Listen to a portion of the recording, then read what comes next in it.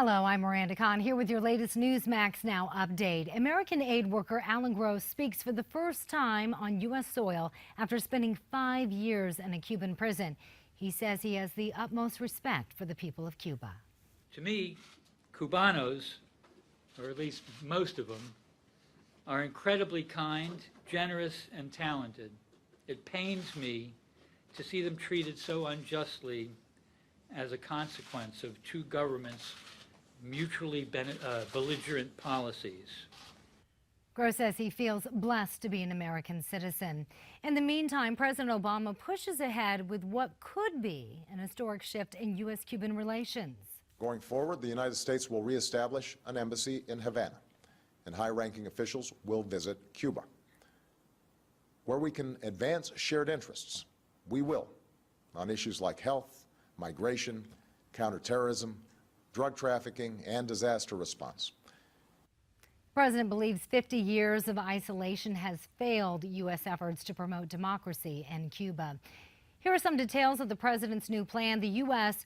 will ease travel restrictions to the island, and visitors will be allowed to import goods, including cigars and alcohol, at a certain monetary limit.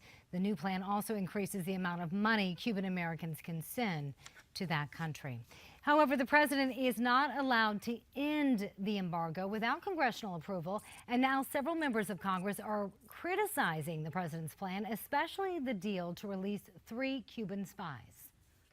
The 3 spies that were in U.S. custody were not benign spies that were going around cutting out newspaper clippings.